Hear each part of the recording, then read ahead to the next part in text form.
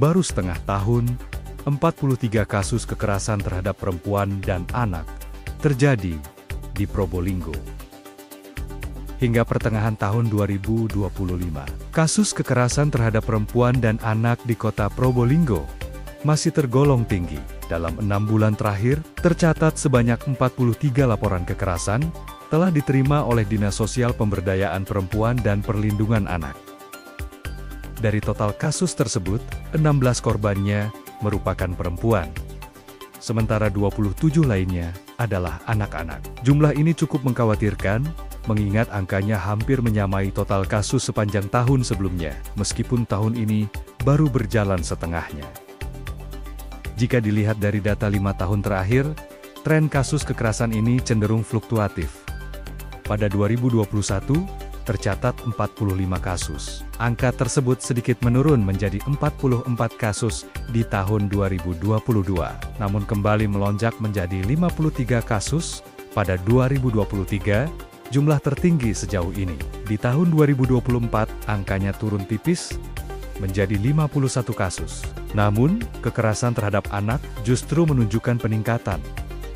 Kepala Dinsos PPPA Kota Probolinggo, Ray Swityo, menyampaikan bahwa setiap laporan kekerasan ditangani secara serius dengan melibatkan berbagai pihak. Penanganan dilakukan melalui pendampingan korban, pemberian bantuan hukum, hingga proses rehabilitasi. Ia juga menegaskan bahwa pihaknya terus mendorong upaya pencegahan, salah satunya melalui sosialisasi gerakan Stop Kekerasan terhadap anak dan perempuan. Perlindungan terhadap kelompok rentan ini menjadi prioritas utama pemerintah. Kru Suara Bayu Angga News Indonesia melaporkan langsung dari Probolinggo, Jawa Timur. Intinya semua kasus itu wajib tertangani tuntas, itu kata kuncinya. Kita tidak melihat jumlah, tapi kasus itu ada 2 tidak ditangani, ya, tidak ada artinya. Kita ada 10 tapi tertangani, itu kata kuncinya tertangani semua tuntas. Dari tahun ke tahun fluktuatif, ada naik dan turun. Cuma kadang-kadang masyarakat itu kadang-kadang sama kakak beradik tukaran dianggap KDRT, padahal kan hanya mungkin guru kan itu kan masih masuk. Makanya kata Pak Ali tadi ada beberapa hal kita pilah-pilah, mana yang betul-betul KDRT, mana yang cuma hanya guruan. Ya kadang-kadang masyarakat juga lupa kekerasan dalam bentuk verbal ucapan masih ada. Itu kadang dianggap guyon, tapi sebenarnya kan itu namanya juga kekerasan. Makanya ini kita akan mengedukasi masyarakat. Kita tidak inginlah dikatakan kota layak anak utama apalagi, tapi kita tidak maksimal penanganannya. Makanya pemerintah juga menjalankan pelayanan, termasuk ada Puspaga itu. Kita ada 3 psikolog kok, ada 2 yang sebagai mitra kita, 1 stay di Puspaga. Yang kedua, kita semua kasus-kasus yang memerlukan pengamanan kita punya rumah aman. Itu lengkap sekali, sehingga secara komprehensif maksimal kita akan tangani secara tuntas gitu semua kasus. Sebenarnya Probolinggo ini dari berapa tahun, dari cuma ada 8 kota yang layak anak sampai sekarang 19, Probolinggo masuk di dalamnya. Sebenarnya apa Pak yang membuat korban itu tidak melapor? Ya, mohon maaf, ada beberapa hal yang kadang-kadang perlu edukasi. Hanya di masing-masing kita undangan dari kader-kader PKK, masyarakat ini, biar ada hal yang disimpan. Kalau itu perlu pelaporan, kita laporkan. Kan pemerintah akan hadir. Tidak kapasitas hanya mengobati kapasitas masalah. Juga kita akan menyediakan merasa aman, ya rumah aman tadi. Jadi dia kita cukupi kebutuhannya berapa hari pun kita cukupi. Makanya sampai tuntas, apalagi harus perlu kita damaikan, perlu kita bukti sampai ke pengadilan, kita kawal. Seperti itu ya. Nah, inilah tujuan kita di sini tuh sebetulnya itu. Nah, karena sebetulnya penanganan perempuan dan anak memang harus terintegrasi.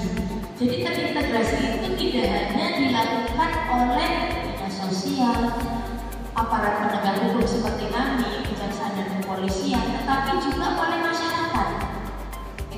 Bagaimana hubungan masyarakat terhadap korban atau pelaku anak gitu, atau terhadap korban perempuan? Bagaimana kemudian masyarakat tidak memberikan cap-cap buruk atau stigma-stigma negatif yang akhirnya memberikan side effect atau efek samping yang kemudian menimbulkan trauma baru, padahal dia sudah trauma menjadi korban tindak pidana.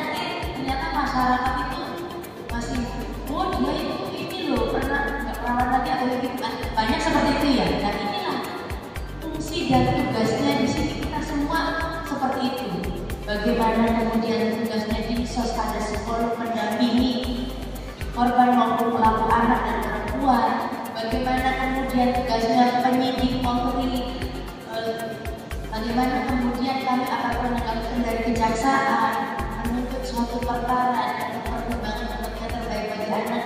Begitupun dengan pengadilan yang memutuskan, dan kemudian setelah eksekusi tidak berhenti di situ, kita pun bagaimana kemudian memantau anak ini sudah